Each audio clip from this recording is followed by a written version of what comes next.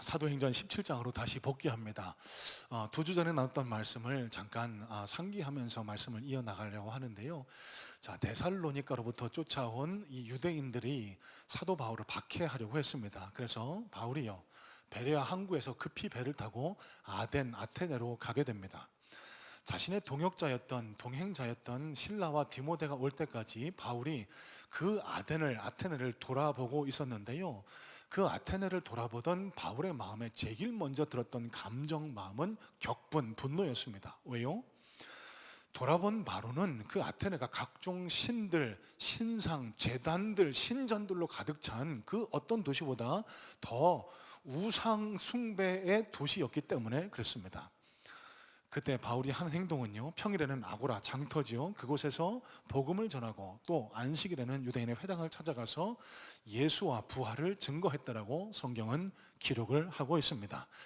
왜 예수와 부활을 전했냐 하면은요, 그곳에 주류를 이루고 있었던 두 학파가 있었습니다. 에피쿠로스주의자들은요, 쾌락이 인간이 추구할 최고의 선이다, 쾌락이 나를 구원할 것이다 라고 믿고 있었고요. 또 스토아주의자들은 자기 이성이 나를 구원해 줄 것이다 라고 그렇게 믿고 있었던 그들에게 그 우상 숭배자들을 구원할 유일한 방법은 자신이 경험했던 것처럼 예수 그리스도, 그리고 그 십자가 부활 사건 외에는 아무런 방법이 없다라고 믿었기 때문이었습니다.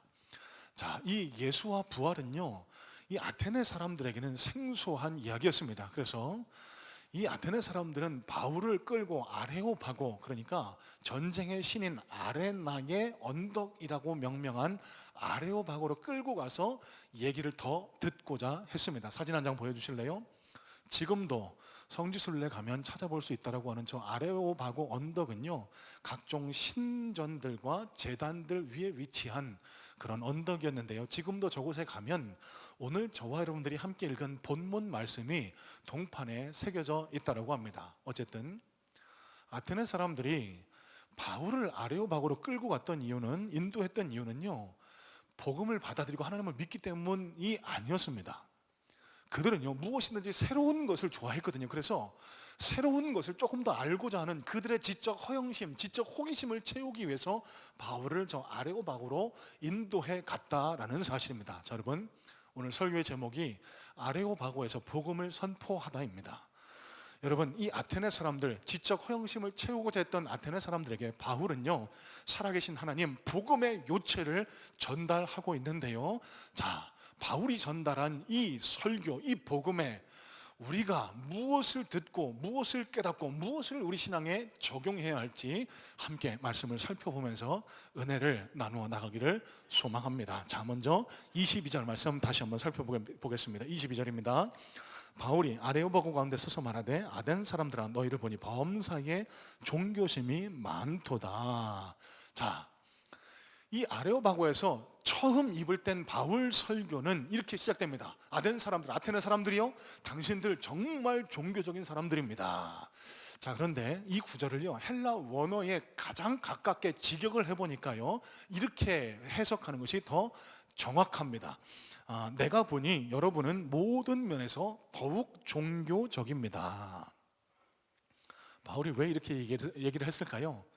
당연하지 않습니까? 가만히 둘러보니까 각종 신전, 제단, 재물들, 여러 가지 것들을 섬기고 있었던 이 아테네 사람들은요, 세상 그 어떤 도시 사람들보다 더 종교심이 뛰어나다라고 볼 수밖에 없었다라는 사실입니다.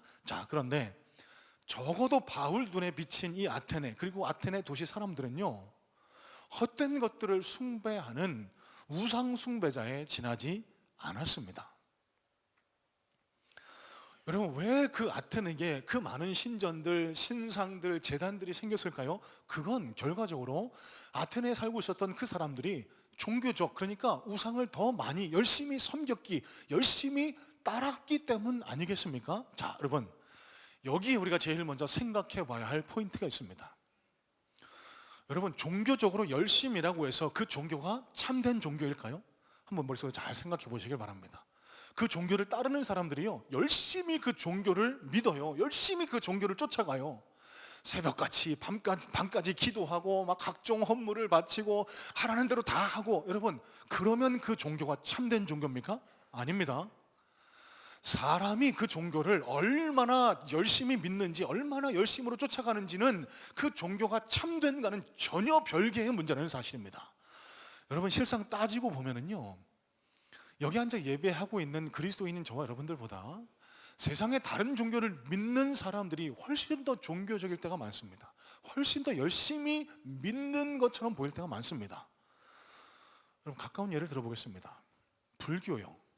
108배, 1000배, 만배, 여러분 그거 하실 수 있으세요? 못합니다. 자녀가 수능 본다 그러면요 100일 기도, 1000일 기도 매일 같이 가서 기도합니다. 여러분 그거 하실 수 있으세요? 못해요. 이슬람교도들 보세요. 하루에 6번씩 정해진 장소에서 정해진 방향을 보고 기도합니다. 여러분 그렇게 하실 수 있으세요? 못합니다. 자신의 목숨까지 내어 바칩니다. 알라를 위해서요. 여러분 하실 수 있으세요? 못합니다. 여러분 이런 맥락에서 봤을 때요, 종교적인 열심으로는 이 세상 다른 종교가 기독교, 그리스도인인 저와 여러분들보다 훨씬 더 종교적이다라고 인정할 수밖에 없다는 사실입니다. 제가 종종 거론하는데요, 더 글로리에 보시면은요, 그 악역 중에 하나인 엄마가 무속신앙을 열심히 따릅니다. 무슨 사고를 내고도요, 궁궐 같은 집이 아닌 그 무당집에 가서 잔다고, 나는 거기가 더 편하다라고. 여러분 무당, 미신을 믿는 사람도요, 어찌 보면 하나님을 믿고 따르는 저와 여러분들보다 더 열심히 종교 생활을 하는 것 같아 보일 때가 있습니다. 자, 여러분 그런데 중요한 건요,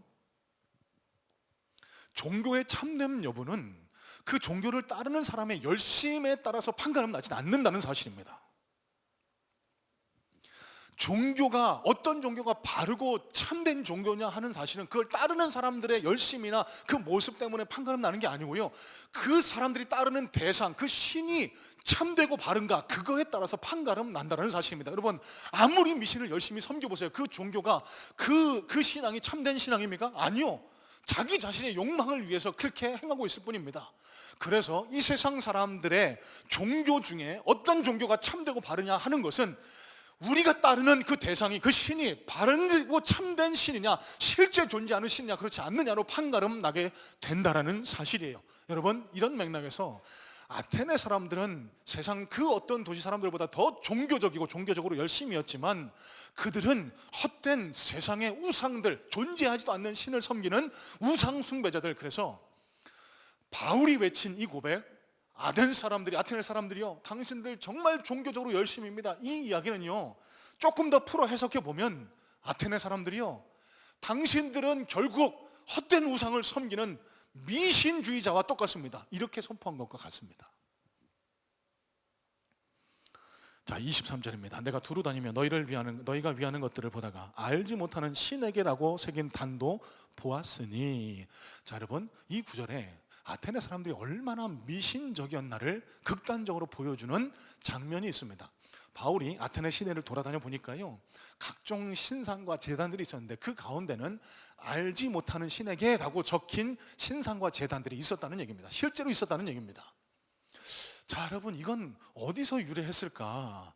역사를 찾아보니까요, BC 6세기, 그러니까 바울이 이 아테네를 방문하기 600여 년 전에 아테네에 큰 전염병이 유행했다고 합니다. 그때 철학자였던 에피메네스라는 사람이 이 전염병에서 아테네를 구해낸 이후에 사람들을 선동해서 우리를 구해준 이는 신이다 라고 그렇게 주장함으로 각종 신들, 그리고 신상들, 제단들을 만들었다고 해요. 그리고 그 신상과 제단들을 만든 이후에 혹여나 우리가 생각하지 못해서, 기억하지 못해서 우리가 알지 못하는 신의 도움으로 전염병에서 벗어났을지도 모른다, 우리가 이 신에게까지 경배하지 않으면 그 신이 진노해서 또 우리에게 심판을 내릴지 모른다, 이런 두려움에 알지 못하는 신에게라는 신상과 제단을 만들어서 그곳에 제물도 바쳤다고 합니다. 여러분 이게 얼마나 우스운 모양입니까? 그들이 이미 갖고 있었던 신상과 제단들 외에도요, 내가 혹시나 잊어버렸을지, 알고 있지 모를 그런 신을 위해서도 신상과 제단을 만들어 섬기며 그곳에다가 제물을 갖다 바치고 그곳을 숭배했다니까요. 왜였을까요? 여러분 두려움 때문에 그렇습니다. 막연한 두려움과 공포. 내가 알지 못하는 신이 나를 벌하면 어떡하나, 내가 알지 못하는 신이 나를 잘못되게 하면 어떡하나, 내가 학력고사에 떨어지면 어떡하나, 내가 입사시험에서 떨어지면 어떡하나, 내 자녀가 저 취직시험에 떨어지면 어떡하나, 이런 막연한 삶에 대한 두려움과 불안이 알지 못하는 신에게까지 경배하게 만드는 이런 극단의 우상숭배, 미신적인 형태로 아테네 사람들을 이끌어갔다는 사실입니다. 여러분, 이 우상숭배주의자들, 이 미신적인 신앙을 갖고 있었던 이 아테네 사람들에게요, 바울이 이렇게 직설적으로 선포하는 겁니다. 23절, 24절입니다. 그런즉 너희가 알지 못하고 위하는 그것을 내가 너희에게 알게 하리라. 우주와 그 가운데 있는 만물을 지으신 하나님께서는 천지의 주제시니 손으로 지은 전에 계시지 아니하시고. 자, 여러분, 이 구절은, 바울의 선포는 이런 겁니다. 봐라, 나를 경멸하고 너희가 알지 못하는 그 예수와 부활을 비웃는 자들아, 한번 봐라. 너희는 알지도 못하는 신에게까지 지금 경배하면서 그 막연한 불안과 두려움 때문에 있지도 않은 신에게까지 그렇게 경배를 하고 있지 않느냐. 자, 내가 살아서 역사하고 계시고 온 세상 만물의 주관자, 통치자 되시는 여호와 하나님을 내가 너희에게 소개하겠다. 그 여호와 하나님에게 나오면은 너희의 그 헛된 우상숭배의 모습, 미신적인 모습, 삶의 불안과 두려움, 공포 때문에 벌벌 떨며 살아가는 그 모습에서 해방될 수 있다. 이렇게 선포한 거예요. 자, 여러분, 이 구절에서 천지의 주제라는 구절을 잘 한번 묵상해 보시기 바랍니다. 이 구절이 The Lord of Heaven and Earth라고 그렇게 기록이 되어 있거든요. 헬라 원어를 보니까요, Kyrios, 그러니까 주인이라는 뜻입니다. 무슨 뜻일까요? 온 천지 만물의 주인은 오직 여호와 하나님 한 분이시다라고 선포를 했던 거예요. 여러분, 하나님께서 천지를 창조하셨음을 믿는 은혜가 있으시기를 주님의 이름으로 축복합니다. 기독교 신앙은요, 여기서부터 출발합니다. 하나님으로부터 만물이 나왔고 하나님께로 돌아가고 하나님께 영광이 돌아가느니라, 이 바울의 선포가 믿음으로 고백될 때 예수 그리스도 십자가 사건이 내 것이 되는 거고요, 살아계신 하나님을 만나 이 세상 모든 헛된 풍속과 미신적인 신앙에서 벗어나 참되고 바른 그리스도인이 될 수 있다는 사실입니다. 여러분, 하나님께서 천지 만물을 창조하시고 통치하고 계시기에 하나님 손 안에 이 세상 만물의 역사가 달려 있습니다. 저 귀신들, 우상들에 의해서 이 세상 만물이 움직여지는 게 아니라는 거예요. 아무리 그 귀신들 앞에서 전을 해봐야, 아무리 그 우상들 앞에 숭배하고 제물을 바쳐봐야 아무 소용이 없다는 겁니다. 왜? 천지의 주인은 따로 여호와 하나님 이 한 분이 살아계시기 때문에. 자, 그래서 사도 바울의 이 선포는요, 너희가 헛된 종교심으로 만들어낸 그 두려움과 공포 때문에 만들어낸 저 우상들, 그 제단들 앞에 가서 쓸데없이 에너지 낭비할 필요 없다, 쓸데없이 재물 낭비할 필요 없다. 살아계신 하나님을 만나고 그분 앞에 네 심령과 삶을 내어 맡기면 이 세상 모든 불안과 두려움으로부터 벗어날 수 있다. 이걸 바울이 가르쳐 줬던 겁니다. 지난주입니다. 제가 저희 교회 오래 출석하시다가 이제 몸이 좀 연로하셔서 몸이 불편하셔서 교회 출입 못하시는 한 집사님 댁을 방문해서 신방하고 기도하는 그런 일을 가졌는데요, 이분이 저에게까지 신방을 요청하신 이유가 있었습니다. 밤에 잠을 잘 못 주무신대요.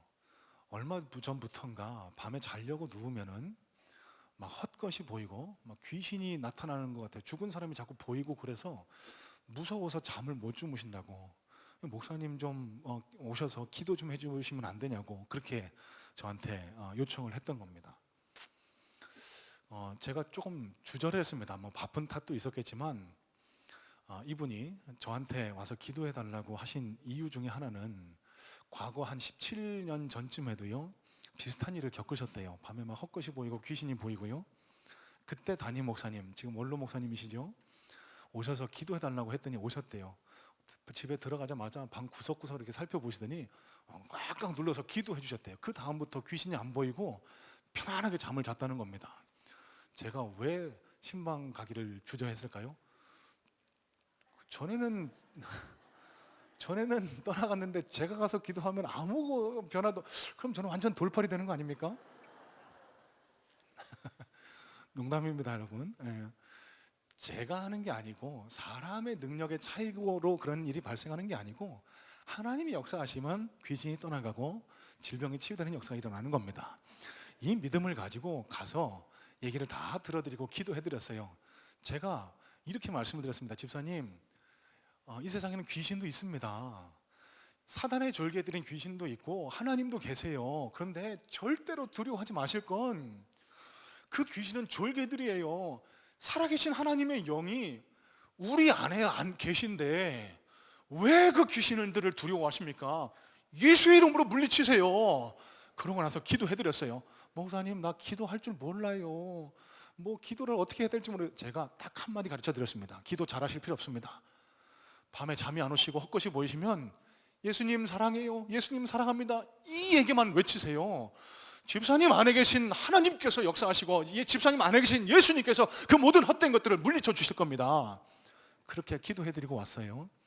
어떻게 됐을까요? 감사하게도 그날 이후로 또 잠을 잘 주무신다라고 합니다.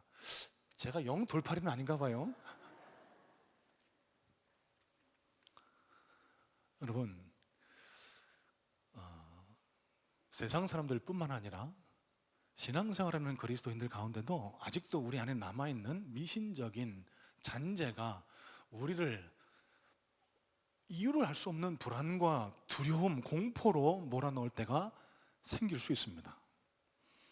여러분, 하지만 꼭 기억하셔야 될 것은 저와 여러분은 그런 귀신들, 미신들의 종속된 존재가 아니라 이제 예수 그리스도의 인이 우리 심령 가운데 꽝 하고 박혀서 하나님이 우리 심령 가운데 인을 쳐주셨어요. 도장을 찍어주셨어요. 너는 내 것이다. 내 아들 예수 그리스도 십자가로 내가 너를 샀다. 이 인이 찍혀져 있는 하나님의 자녀임을 믿는 은혜가 있으시기를 주님의 이름으로 축복합니다. 불안하고 두렵고 마음이 쓸쓸하고 울적할 때 찬양하세요. 하나님을 찾으세요. 예수님 사랑합니다. 기도하세요. 그 가운데 하나님의 영이 역사하셔서 여러분들을 사로잡고 있는 그 불안과 두려움, 염려의 영으로부터 탈출하게 하셔서 여러분 삶에 평안과 안식이, 감사가 흘러넘치는 은혜가 일어나게 될 줄로 믿습니다. 살아계신 하나님을 참되게 섬겨서 쓸데없는 세상 풍속과 미신적인 것들에 휘둘리지 않는 그런 당당한 그리스도인들 다 되실 수 있기를 주님의 이름으로 축복합니다. 자, 두 번째입니다. 25절인데요.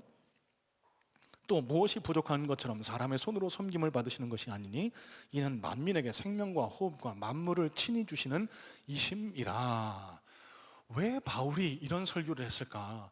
아테네 사람들이요, 각종 신상과 제단들을 만들어 놓고 그곳에 음식을 바쳤습니다. 왜일까요? 제사 드리는 것과 똑같은 맥락입니다.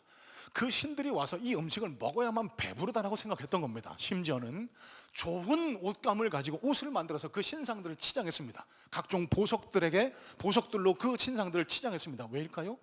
그것들을 걸쳐야 신들이 아름다워 보이고 만족한다라고 여겼기 때문에 그렇습니다. 또 그 신들에게 제물을 바쳐야 그 신들이 부유해지고 행복해져서 반대급부로 우리에게 부를 가져다 준다라고 믿었습니다. 그래서 그 사람들이요, 그 우상들 앞에 제물을 바쳤던 것뿐만 아니라 사람까지도 바쳤습니다. 심지어는 자기 자녀까지도 그 우상 앞에 죽여 바치는 일까지 있었다라고 역사는 기록을 하고 있습니다.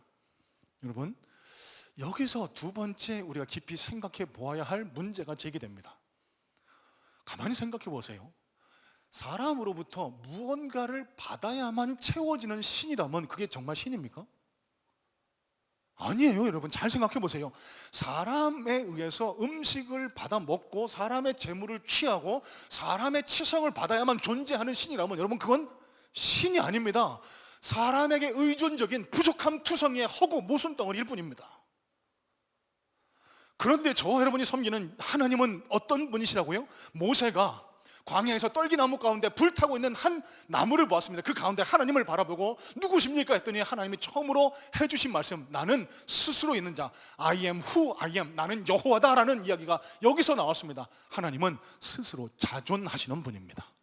하나님은 저와 여러분들 이 세상을 창조하기 이전부터 존재하고 계셨고요, 그러기에 다른 세상의 각종 우상들처럼 저와 여러분들에게 무언가를 받아야만 존재하실 수 있는 그런 나약한 존재가 아니시라는 거예요. 여러분, 그러기에 우리는 하나님을 믿고 따라갈 수가 있다는 겁니다. 여러분, 25절 말씀에 보면 부족하다라는 이 구절이 헬라 원어로는 프로스 데오마이라는 단어가 쓰입니다. 이 단어의 뜻은 그 위에 더 필요하다, 요구하다라는 의미를 지니고 있거든요. 자, 여러분 무슨 뜻일까요? 하나님은 우리의 믿음, 하나님의 자녀가 되는 것 외에 무언가를 더 요구하시는 분이 아니시다. 우리의 무언가가 필요해서 존재하시는 분이 아니시다. 그러기에 그분은 천지의 주제, 천하 만물을 통치하시는 하나님 여호와가 되실 수 있고, 그 하나님 한 분만을 섬길 때 우리의 삶이 참되고 바를 수 있다. 바울이 이걸 가르쳐 주기를 원했다라는 사실입니다. 자, 목사님, 구약 시대에도 그렇고 지금도 그렇고 하나님을 믿는 우리도 과거에는 제물을 바쳤고 지금도 예배드리고 있고 우리가 헌금도 하고 있지 않습니까? 그러면 우상을 섬기는 거와 별 차이 없는 것 아닌가요? 이런 질문이 생기실 수 있습니다. 여러분, 굿 퀘스천입니다. 자, 그런데 뭐가 우상 숭배와 근본적으로 다를까요? 여러분, 레위기는 제사의 책입니다. 예배의 책입니다. 성경 통독 운동을 하시면서 제가 늘 마음이 쓰이는 게, 창세기, 출애굽기 재밌게 읽으시다가 레위기에서 또 피 꼬꾸라지실까 봐 여러분 힘을 내시기 바랍니다. 레위기를 지나가면 또 복된 하나님 나라가 가나안이 기다리고 있으니까요. 레위기를 너무 어렵게 생각하지 마세요. 하나님께서 당신의 백성인 이스라엘 백성들에게 이렇게 예배해라, 이렇게 예배해라, 이렇게 예배해라 구체적으로 가르쳐 주신 예배의 책이 레위기고요. 그 레위기에 소개된 대표적인 제사, 예배 형식이 바로 번제, burnt offering이라는 사실입니다. 자, 여러분, 번제 어떻게 드릴까요?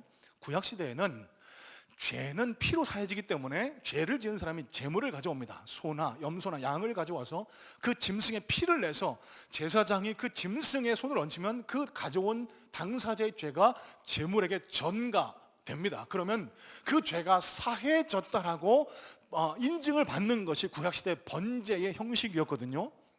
여러분, 그런데 이 번제로 죄를 사해 주다 보니까 이 번제의 효과가 너무 제한적인 거예요. 이례적인 겁니다. 그래서 하나님이 결단 내리신 사건이 한 번에 이들의 죄를 다 사하자. 그래서 하나님의 아들, 독생자 아들 예수 그리스도의 십자가 피로 이 땅의 모든 백성들의 죄를 사해 주신 사건, 이것이 바로 십자가 사건이라는 사실입니다. 자, 여러분 한번 생각해 보세요. 세상 어떤 다른 종교에 신이 그를 따르는 인간을 위해 피를 흘리는 종교가 어디 있습니까? 신이 그를 숭배하는 인간을 위해서 자기 자신을 희생했다, 이런 이야기를 기독교, 복음, 성경 외에 다른 곳에서 찾아보신 적 있으세요? 없습니다.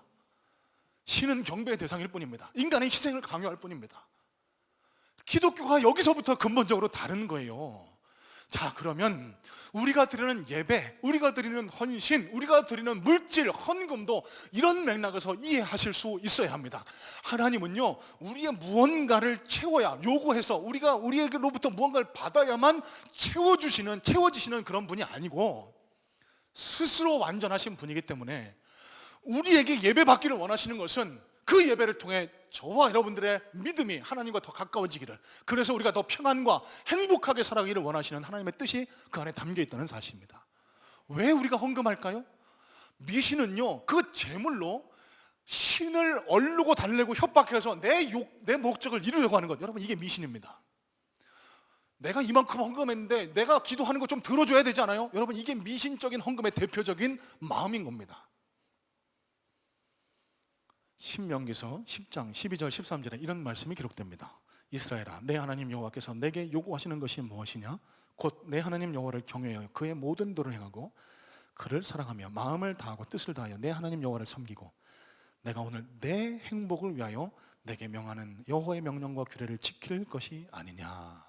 자, 여러분, 이 마지막 구절을 잘 묵상해 보시기 바랍니다.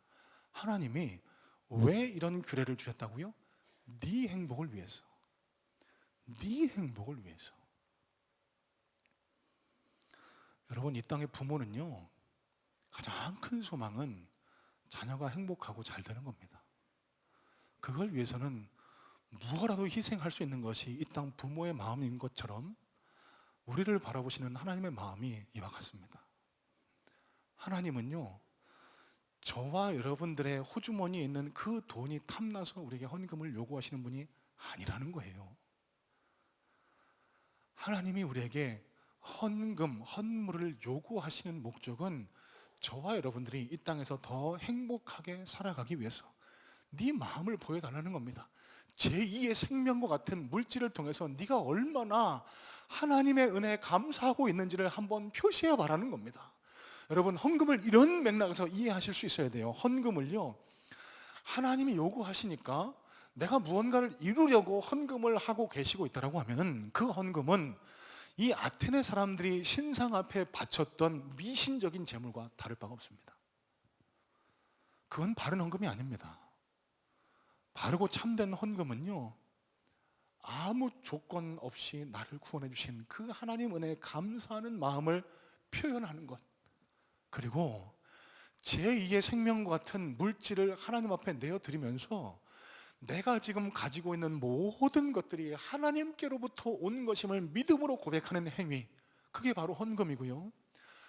내가 나가서 하지는 못하지만 내가 드린 이 물질을 통해서 예수 그리스도 십자가 복음의 능력이 드러나고 예수님이, 하나님이 그토록 사랑하셨던 생명이 주께로 돌아오는 일에 사용받으면 좋겠다라는 이 마음의 소원을 갖고 하나님 앞에 드리는 것, 여러분, 이게 참된 헌금의 모습이라는 사실입니다. 여러분, 헌금은 사람들 앞에 드리는 게 아니에요. 이런 의미에서 저희 교회는요, 예배 시간에 헌금 바구니 돌리지 않습니다. 헌금을 하신 분의 성함을 강대상 앞에서 성도들에게 말하지 않습니다. 왜요? 헌금은 하나님과 나와 1대1 관계이기 때문에 내가 얼마나 하나님 은혜에 감사하는지, 내가 소유하고 있는 모든 것이 하나님으로부터 온 것임을 내가 믿음으로 고백하는지, 내가 하나님 나라의 이 선한 사업에 기쁨으로 자발적으로 참여하려는 의지가 있는지, 그걸 표현하는 게 헌금이기 때문에 사람들 앞에 얼마 헌금했다 알려드리는 순간 그 상은 하늘에서 다 사라지기 때문에 그렇다는 사실입니다. 여러분, 하나님은요, 저와 여러분의 무언가가 필요해서 예배 나와라, 헌신해라, 헌금 드려라, 이런 분이 아니십니다. 하나님이 우리에게 예배를 요청하시는 이유, 헌신을 요청하시는 이유, 헌금을 요청하시는 이유는요, 만물의 주관자 되시는 하나님의 마음을 알아 하나님의 마음을 감동시켜 이 땅에서 하나님 손 붙들고 승리의 삶, 행복한 삶, 평안한 삶 살아가기를 원하시는 하나님의 뜻, 그 마음이 그 음성에 담겨 있다는 사실입니다. 바라기는 우리 모든 성문의 성도님들이 하나님과 바른 관계를 맺어가시기를 주님의 이름으로 축복합니다. 그리고 제2의 생명과 같은 물질과도 바른 관계를 맺어가셔서 물질에 종속당하며 물질에 질질 끌려다니는 그런 약한 신앙인이 아니라 하나님으로부터 온 물질을 하나님의 뜻대로 아름답게 사용하심을 통해서 하나님으로부터 온 온갖 좋은 복과 은혜를 더 충만히 누리시는 그런 복된 참된 물질의 능력자들 다 되실 수 있기를 주님의 이름으로 축복합니다. 자, 마지막입니다. 27절에 이런 말씀이, 이런 구절이 기록됩니다. 그는 우리 각 사람에게서 멀리 계시지 아니하도다. 여러분, 이 세상 모든 종교는요, 인간이 신을 찾아가야 합니다. 그렇지 않습니까? 아테네 사람들처럼 인간이 필요에 의해서 신을 찾아가 그 신의 형상을 만들어 놓고 제사하면서 내 욕구를 채우려는 것, 이게 세상 모든 종교의 기본적인 패러다임이라면 기독교는 다릅니다. 만세 전부터 우리를 선택하시고 우리를 먼저 찾아오신 하나님, 그 하나님을 만나 하나님 자녀가 되는 권세와 은혜를 누리는 것, 여러분, 이게 기독교의 핵심적인 패러다임이라는 사실이에요. 그래서 기독교는요, 먼저 찾아오시는 하나님을 인정하고 받아들이는 것이 구원의 출발이요 완성이다라고까지 말씀드릴 수 있다는 사실이에요. 여러분, 성경을 전체를 한번 살펴보시기 바랍니다. 성경 통독 운동을 하고 있으니까요, 창세기에 범죄한 선악과를 따먹고 숨은 그 아담과 하와를 누가 찾아가시죠? 하나님이 먼저 찾아가십니다. 벗은 것이 부끄러워 그 나뭇가지로 옷을 만들어 입고 있던 그들을 찾아가셔서 아담아, 아담아, 내가 어디 있느냐? 그들을 찾아가셔서 먼저 그들을 사해 주시고 그들의 가죽옷을 입혀주심을 통해 용서, 화해의 요청을 하신 분이 바로 하나님이시라는 사실이에요. 여러분, 아브라함을 누가 부르셨습니까? 아브라함이 하나님을 찾은 게 아니에요. 우상의 도시 하나에 살면서 영 죽을 수밖에 없었던 아브라함도요, 하나님이 먼저 찾아가셔서 내가 가라고 한 땅, 본토 친척 아비 집을 떠나 내가 가라고 한 땅으로 가라. 이 음성에 순종한 아브라함이 믿음의 조상이 되었고요, 얼마나 많은 복을 누렸는지 여러분 성경이 증거하고 있지 않습니까? 여러분, 저와 여러분들도 마찬가지 아닙니까? 예수 믿을 수 없는 존재, 그렇게 세상을 좋아하고 죄악을 좋아하는 이 본질적인 죄인인 저를, 여러분을 예수님 먼저 찾아가셔서 복음의 소식을 들려주시고, 내가 너 때문에 죽었다, 내가 네 죄를 사하기 위해서 십자가에서 모든 것을 내어줬다, 이 사실을 들려주심을 통해 하나님 나라 자녀 되게 하신 것이 기독교 복음의 핵심 아닙니까?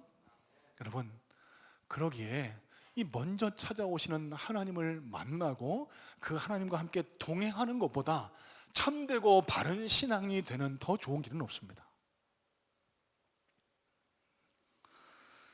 자, 바울이요, 아테네 사람들에게 이어서 이렇게 선포를 하고 있습니다. 28절 29절입니다. 우리가 그를 힘입어 살며 기도하며 존재하느니라.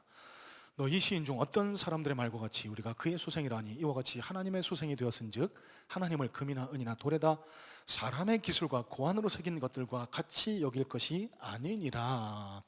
자, 이 말을 조금 더 풀어 해석하면, 사람을, 저와 여러분을 먼저 찾아오신 하나님을 세상의 다른 우상들과 같이 여기지 말고 천지주제이신 하나님께로 돌아와라, 이 말로 해석해 볼 수 있다는 사실입니다. 다시 말씀드리면, 세상의 헛된 우상을 섬기지 말고 우리를 창조하시고 지금도 우리와 함께하고 계시고 먼저 찾아오셔서 우리 속에 내주하고 계시는 그 하나님께로 나와서 하나님과 바른 관계를 맺어 하나님의 자녀다운 삶을 살아가라, 이걸 바울이 아테네 사람들에게, 오늘을 살아가고 있는 저와 여러분들에게 설교, 선포하고 있다는 사실입니다. 자, 여러분, 그러면 어떻게 살아가는 것이 하나님의 자녀답게 살아가는 것일까요? 아테네 사람들과 다른 모습이면 됩니다. 정반대면 됩니다. 아테네 사람들은 자기들이 가진 것으로 신을 치장하려고 했습니다. 앞서 말씀드렸죠? 음식을 갖다 바치고 옷을 갖다 입히고 보석을 갖다 매주고 그런 것을 통해서 내 마음의 소원을 이루려는, 그게 미신적이고 우상숭배적 모습이라고 하면, 정반대는 뭘까요? 하나님의 것으로 우리의 심령을, 삶을 채우는 겁니다. 하나님이 우리에게 원하시는 것은 이게 다입니다. 헛된 죄악의 것들을 바라보지 말고 하나님의 진리의 말씀을 네 심령에 채워라. 네 삶 속에 예수 그리스도의 흔적을 채워라. 여러분,